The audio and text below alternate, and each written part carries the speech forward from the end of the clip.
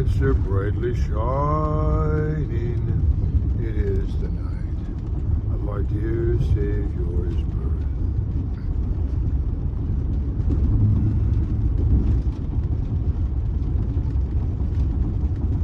Why is it that you, yeah, I'm talking to you, why do you expect everyone to be your version of a person? You'll not accept people unless they're your type of person. Unless people match up to your standards. Unless people talk like you talk. Unless people look like you look. Unless people are... That's really intolerant. It's intolerant, and it can be racist. It is basically unforgiving. I was just at breakfast with my brother Ray. Love you, Ray. And my brother, Dr. Ray, he and I, we're both people. We're sensitive, we're caring, we're loving. We do our best to be sensitive, to be mindful. Got to be mindful, you know. And a pastor or a leader does need to have that. A pastor or leader. Let me clean this lens real fast. A pastor or a leader does need to have that sense. But how many leaders are there? How many pastors are there? There's not a lot. Most people are just the flock. Most people are just people. And if, as a shepherd, as a pastor, as a leader, as a president, as a vice president, as a mayor, as a senator, as a governor, as a leader, if you don't have patience for people, if you're not tolerant of people, what kind of leader are you?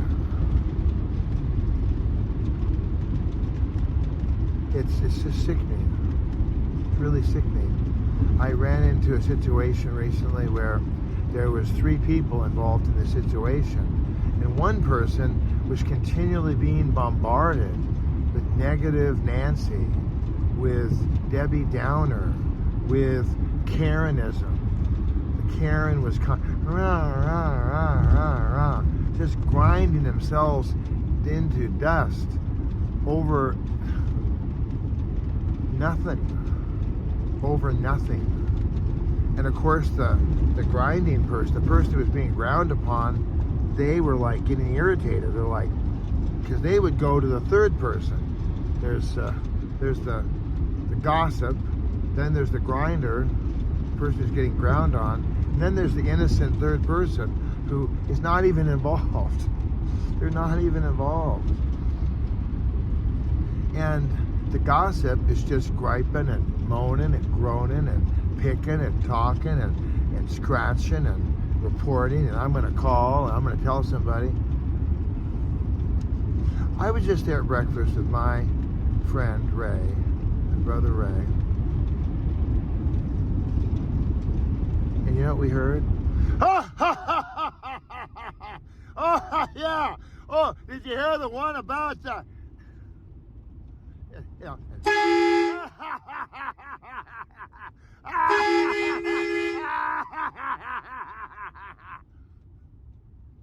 There was a group of plumbers.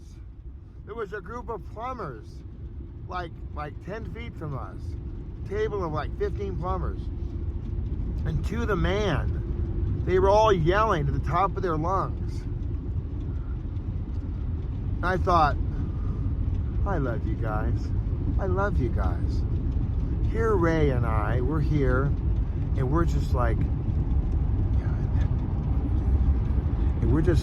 being so sensitive, and we're looking eye to eye, and we're just having that moment of intimacy, of closeness, of care, of love, of understanding, of of mindfulness. These guys are over, ha, ha, ha, ha, ha.